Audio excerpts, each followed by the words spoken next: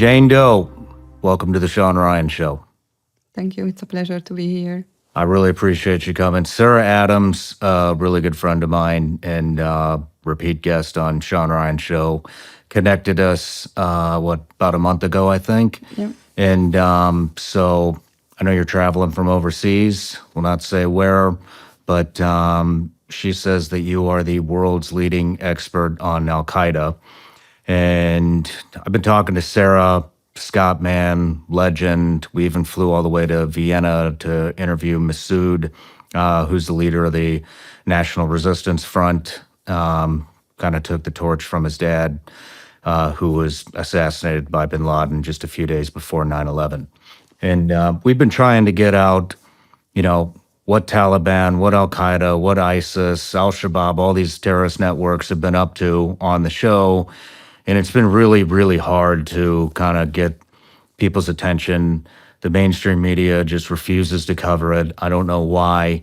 And and unfortunately, it took the attack on January 1st of 2025 this year to kind of get people really looking at it. And so now you have the whole world listening. And I know there was some attacks in Europe at the Christmas market. Sarah actually, she told us that was going to happen. I don't know if you would call that a prediction or if that was just flat out. Intelligence that's being brought to this show is coming to fruition. And now that people know that, people are paying attention.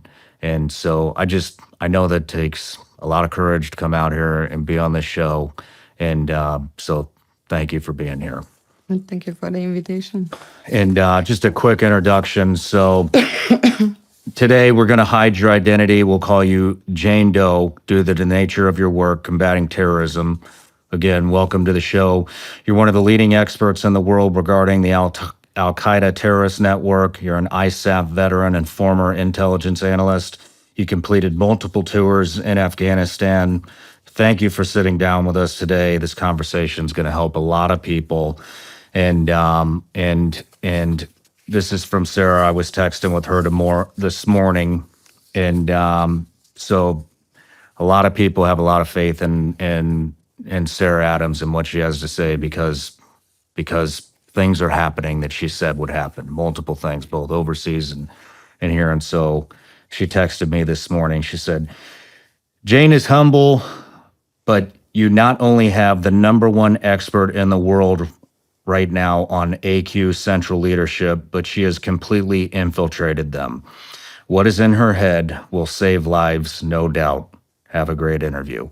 And so if Sarah says that carries a lot of weight, not only with me, but to this audience. And as the audience grows more into the global scale, again, thank you for being here and emptying out what's in your head and what you know about these terrorist organizations to the entire world. I know that comes at a cost. Thank you. I'm trying to do my best. I mean, it's Al Qaeda is very sophisticated, and Sarah has been doing an amazing job, and I've been working with her in the last 2 years, trying to put the pieces together to understand what happened, around 2021, what has happened, what's been happening now. So, yeah, I'm trying to give you during this interview kind of that what we know. Well, we got a lot of different subjects to dive into. First, everybody gets a gift. It'll be the only light part of the interview that we have here. So here you go. Thank you. Oh, gummies. Those are Vigilance League gummy bears. Yeah. Legal in all 50 states. I'm not sure if they're legal where you came from, but it's just candy. There's no CBD. There's no anything else in them. Oh, thank you. I'm a big fan of gummies. Right on. Yeah. And they're made here in the USA. So those are hard to come by as we're sold out again. And then the other thing, before we do start the interview, I have a Patreon account. Patreon's a subscription network And so one of the things we do, they've been around here forever, since before I even started this show. I used to teach tactics, which is weird saying that, seeing what this has developed into. But one of the things that I do for them is I offer them an opportunity to ask each and every guest a question. They've been with us here since the beginning. They're the reason that I get to sit here and the reason that you get to sit here. And so this is kind of the least I can do for my community. Sure. And so this question is from Kyle M. When dealing with a threat such as a VBIED or any other explosion, mass shooting kind of event, what are the proper precautions to take when analyzing for potential secondary attacks? And then there's a follow-on. Such as more shooters and secondary explosions, how does someone know whether to stay, fight, help the wounded, or retreat to a known safe location until the chance of a secondary threat is greatly mitigated? Ooh, that's an easy question. I mean, we used to face with it in Afghanistan, right? We had all these very tough decisions to make every day. I think the key here, what we are facing, I mean, these complex attacks, is that how we can put together the first responders, right? I mean, when we talk about casualties, okay, let the medics take care of that, or just trying to catch, the shooters. I mean, that's on the police. Or what the community can do, yeah, that's another question. I think here what the challenge is going to be is that what if we have 2 attacks or 3 or 4 or 5 at the same time, the same place? Yeah. I mean, the key in here that the responders not to drag all of them to one spot. So it's all about, I think, the key going to be organization. What the local people can do, well, it's America. People have weapons. I mean, you have large numbers of veterans, special forces communities. Obviously, they can be kind of involved. The risk in here, it's like what happened during the Hamas attack. I don't know if you heard about the Hannibal Directive. When the Hamas attackers got into the music festival and the military got the order to shoot. And the military said, yeah, but we don't know who are the attackers. I mean, it's not clearly visible. And they said, doesn't matter, just stop them. So obviously there were casualties. Yeah. So I think that's a huge risk in here when we talk about multiple attacks, how you stop them, how you can contain them. And local population, I mean, it's just law enforcement. I have a feeling this question comes from Kyle Morgan, who was a prior guest on this show, former Delta operator, U.S. Special Forces. And he responded to a terrorist attack, I believe it was Al-Shabaab, at the Radisson Blu in Mali. And I can't remember exactly how long the gunfight was. I believe it was like a 16-hour gunfight / rescue mission. And when nobody else would answer the call, it was him. And I know that that still haunts him to this day. And now with the threat that we face here in the U.S. and also in Europe, I know this is on everybody's mind. So just to kind of expound on his question here, what is there anything that, so let's say it was a IED, a bomb. In my experience being overseas in Afghanistan, that was, I wouldn't say all the time, but in several cases, it was an initiation with a follow-on attack of shooters. Would you say that if an IED, a bomb went off in a location, could you expect shooters to come? Are you picking up that kind of Yeah, I think so. intelligence? Yeah, I believe so. I believe so. I mean, when we talk about VBID or IED, I mean, in Afghanistan, it was mainly targeting convoys, right? VBIED is just targeting, the population when you have a crowd. I would expect here on US soil or in Europe, I mean, when we talk about VBIED, it's going to target specific locations.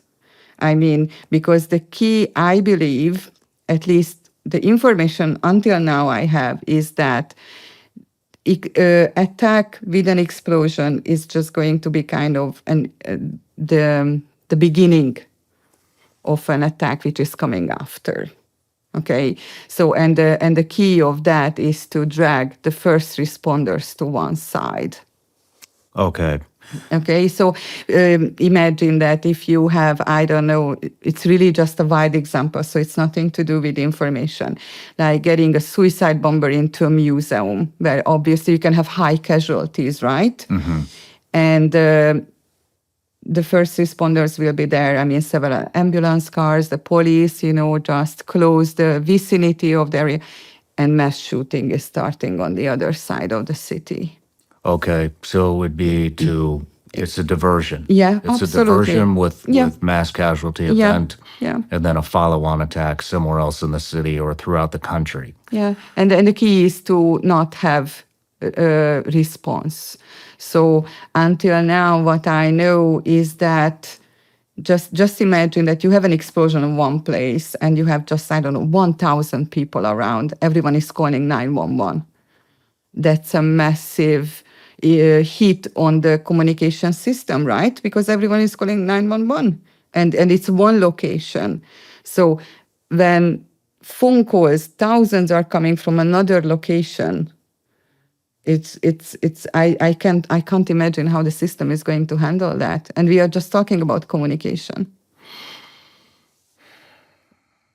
I don't know how you would handle that. You would have to be very smart about how you allocate resources, or have at least a team, maybe a SWAT team or 2 SWAT teams sitting behind to respond to a follow-on.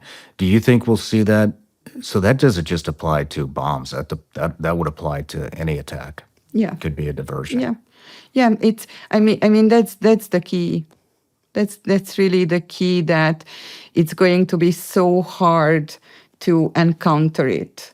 And it's just back to the question, I think the United States has this, you have a lot of veterans. Just imagine that something is happening around where you live. I know you, you will grab the weapon, and you do your job because you are trained for it. But in Europe, we don't have it. We don't have this large number of veterans. Yeah. Nor can you carry a weapon. No. But with these attacks, at least until what I know now is that, it's going to be probably one attack, make a huge diversion, overstretching the responders, and then just do the next one. Do you think that Europe is a lot more vulnerable to this than the United States? Absolutely. Do you think they'll start there? It's difficult because, anything can trigger the attacks. And that's the key here. That's what I'm trying to figure out, how they work, how they think. I'm just telling an example. Can be that we stop funding the Taliban and just, okay, let's do it. Yeah, I hope that we stop funding the Taliban. I hope so. I have to say this on every show, even though every time we talk about this, even on other shows, when I interviewed Donald Trump, when I interviewed J.D. Vance, I talk about it. But we are currently funding the Taliban, according to legend Sarah Adams and Massoud. The U.S. is currently funding Taliban $40 to $87 million a week, flown into as cash into Afghanistan through NGOs. And it was, to my understanding, I believe, since the Afghan withdrawal, the Taliban has set up over 900, and this is even 6-month-old news, so I'm sure it's more than that, over 900 NGOs, facade NGOs that just funnels the money right back into the terrorist Yeah, organizations. absolutely. But also when we talk about the cash delivery, is that so the plane is landing, there is a UN personnel, because part of it is, the cash for UNAMA, but there are additional bags. Wow.